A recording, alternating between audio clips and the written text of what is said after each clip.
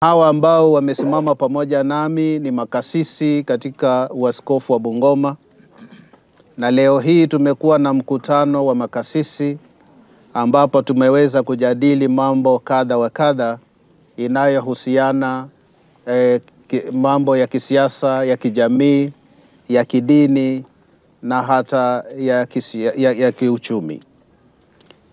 Bungoma ni jimbo ambalo ni la baraka mno kwetu, na kwa hivyo sisi kama kanisa tunapasa tuweze kutoa mwelekeo kwa wananchi wanaokaa katika eneo hili, ili wanavyofanya na uamuzi wao katika mambo mbalimbali wasije wakakosea.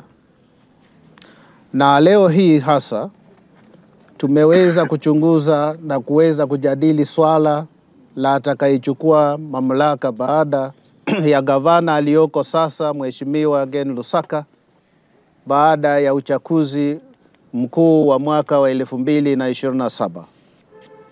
Na sisi kama kanisa tunaungana na wananchi wa Bungoma ambao waliona ni vema sana wakaweza kuchunguza miongoni mwa wanasiasa, na wakakuta kuwa ya kwamba Mheshimiwa Tim Wanyonyi ambaye ni mbunge wa Westlands kule Nairobi ndiye anayeweza kufaa sana kuchukua hatamu ya uongozi wa ofisi ya gavana hapa katika jimbo la Bungoma. Na kwa hivyo sisi kama kanisa la Kianglikana tukiungana pamoja na wale wananchi, tunataka tumkaribishe Mheshimiwa Tim hapa Bungoma ili aweze kutenda kazi ambayo itakuwa ni ya kuendelesha na kuboresha maisha ya wengi katika jimbo hili la Bungoma.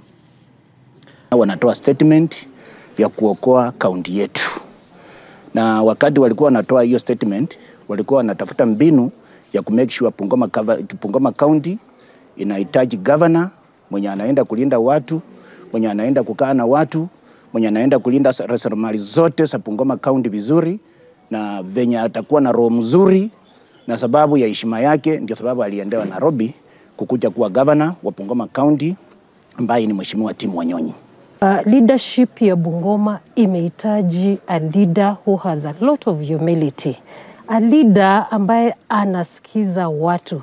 A leader ambaye anakaa na watu, anawapa masikio, anawaelewa. Na huyu kiongozi ni kiongozi Tim Wanyonyi. Na ndio sababu viongozi walienda Nairobi na wakamtoa Nairobi by force, wakamwambia njoo ukachunge rasilimali za Bungoma.